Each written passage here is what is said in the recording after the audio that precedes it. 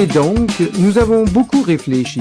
Et ce que cela signifie de rejoindre Jésus dans sa mission pour rapprocher le royaume de Dieu des gens. Et nous avons profondément réfléchi à ce que cela signifie de dire oui à Jésus et oui à sa mission. Mais je veux, dans cette session finale, penser non pas à moi, non pas à vous en tant qu'individu, mais à nous ensemble. Parce que oui, Jésus appelle des individus à le suivre, c'est vrai. Mais il nous appelle aussi à le suivre en tant que communauté, en tant que son peuple. Le mot qui nous décrit souvent est l'Église. Et ce mot Église ne décrit pas un bâtiment ou un lieu. Ce mot Église décrit une communauté de personnes appelées par Dieu à être celles qui sont mises à part pour faire partie de sa mission.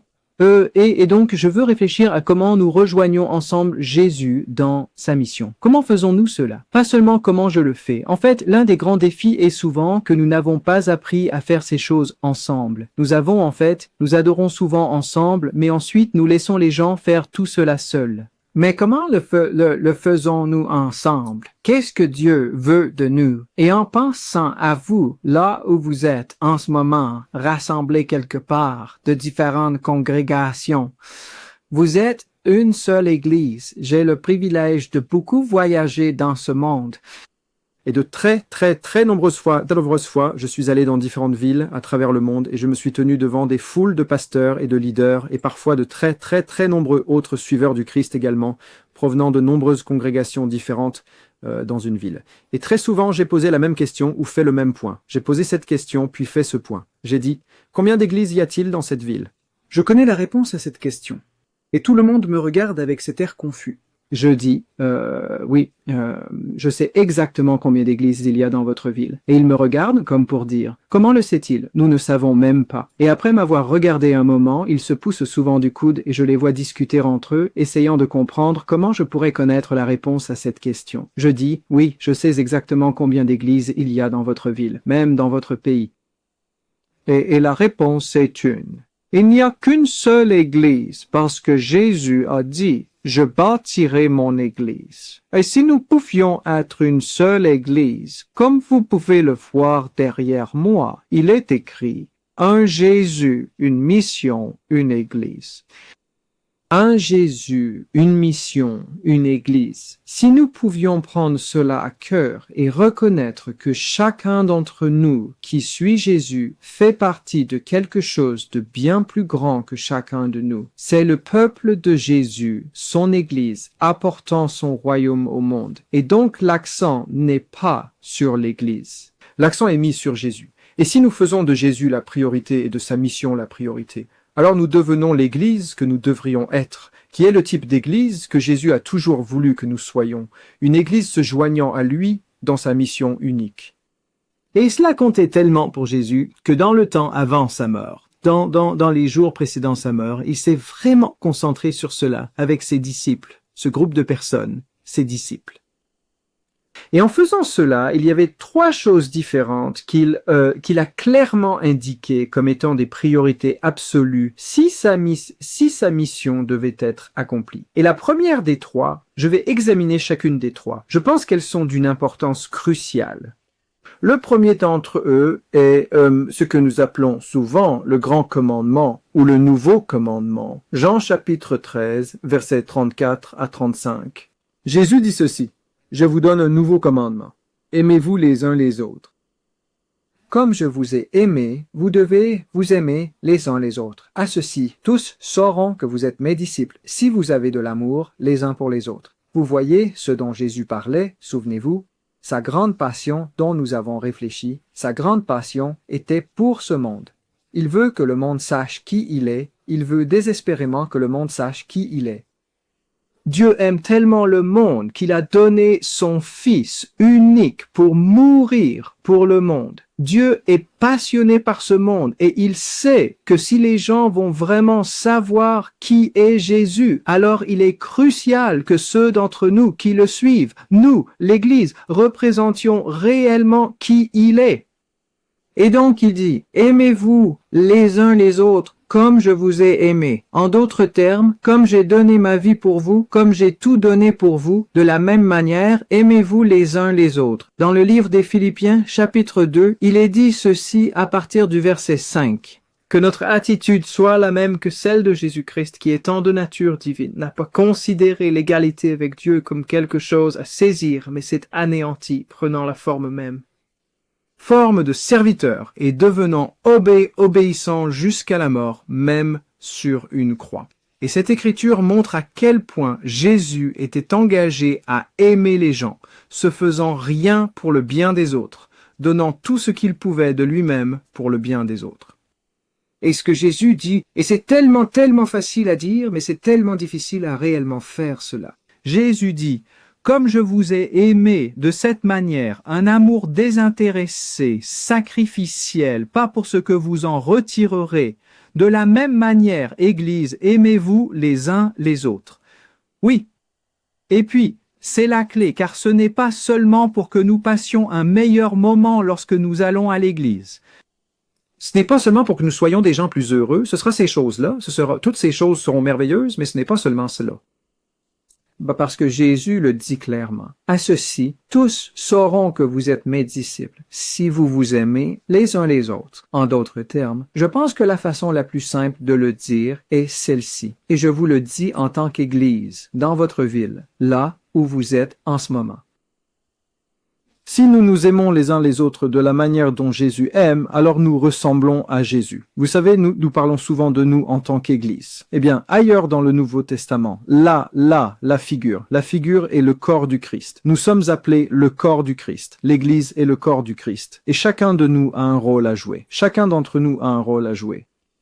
Mais la clé de cette Église, qui est le corps du Christ, où chacun de nous a un rôle à jouer, et que si le corps du Christ, l'Église, ressemble au Christ dans notre façon de vivre, alors les gens voudront savoir qui est Jésus. Si nous ne lui ressemblons pas, si nous ne lui ressemblons en rien, si nous nous détestons et nous méprisons les uns les autres, et sommes en compétition les uns avec les autres, et tout le reste, alors les gens ne voient pas Jésus du tout. Et nous ne devrions donc pas être surpris qu'ils ne veuillent pas découvrir qui est Jésus. C'est ce que dit Jésus. À ceci, si vous aimez comme je vous ai aimé, et que les gens voient cet amour au cœur de votre communauté, que vous vous aimez de manière désintéressée et sacrificielle, ils me verront. Et à cela, ils sauront que vous êtes mes disciples.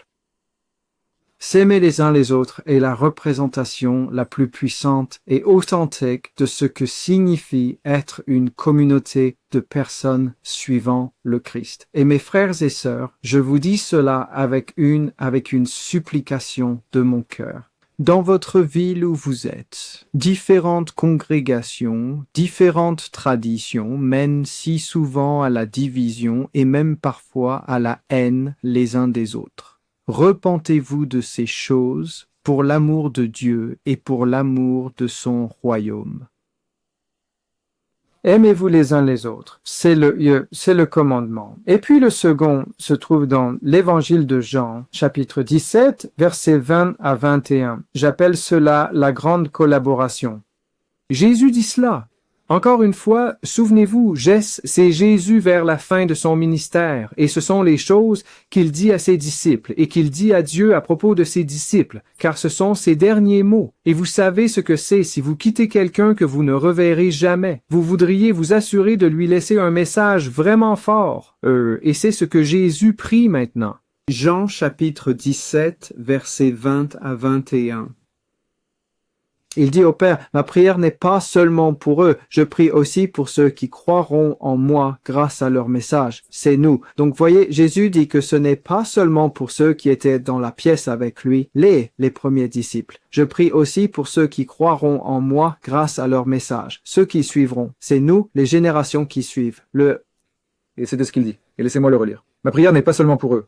Je prie aussi pour ceux qui croiront en moi à travers leur message, afin qu'ils soient tous un. Père, tout comme tu es en moi et que je suis en toi, qu'ils soient aussi en nous, afin que le monde croie que tu m'as envoyé. C'est la même chose, n'est-ce pas? C'est l'unité, qu'ils soient un, qu'ils soient unis, qu'ils se tiennent ensemble. Un Jésus, une mission, une Église. Qu'ils soient unis dans cette mission, pas fracturés, brisés et divisés, pas en compétition les uns avec les autres. Ne pas vouloir que mon Église soit plus grande que son Église. Parce que la vérité, mes amis, c'est qu'il n'y a pas mon Église et son Église. C'est toute l'Église de Jésus.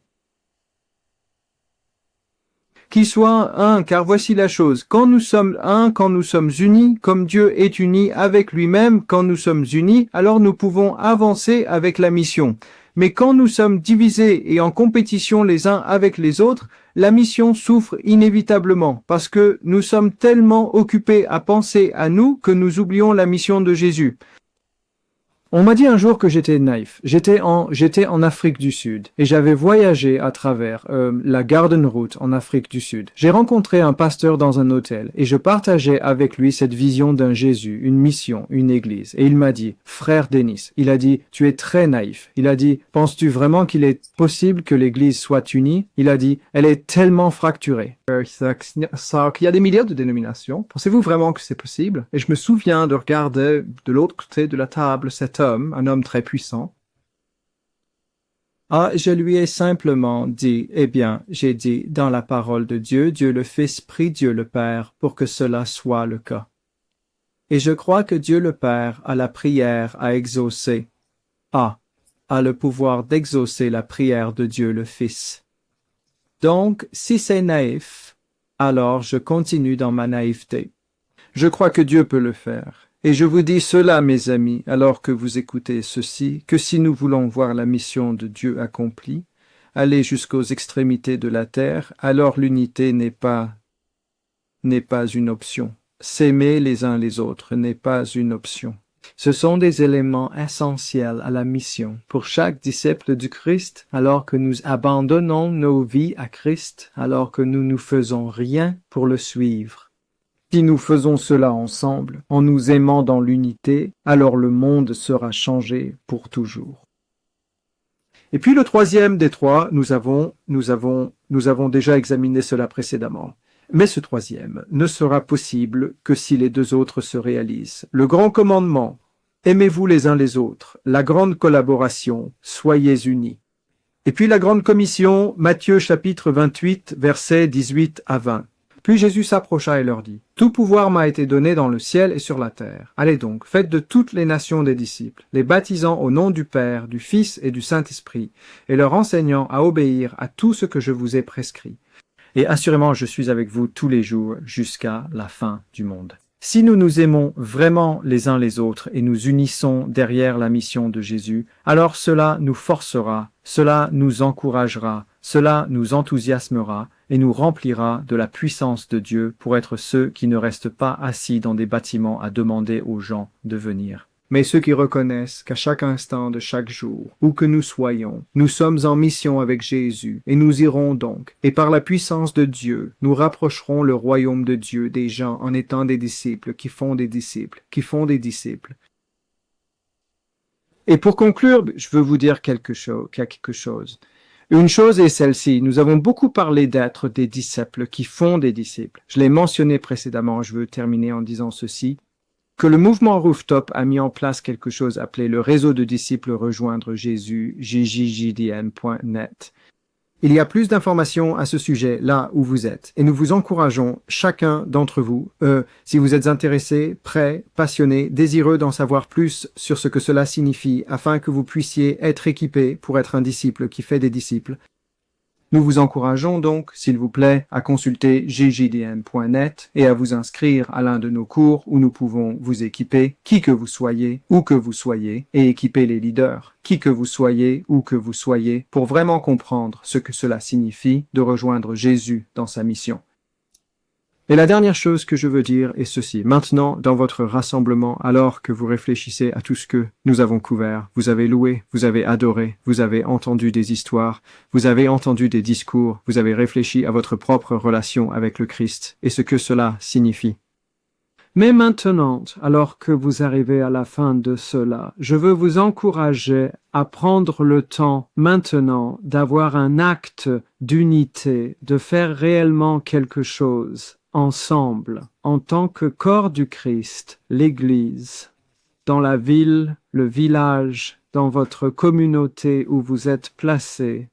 Faites maintenant quelque chose ensemble où vous direz profondément, passionnément et d'une manière qui vous engage dans la mission du Christ que nous sommes des personnes ensemble qui croient en un seul Jésus, une seule mission et une seule Église.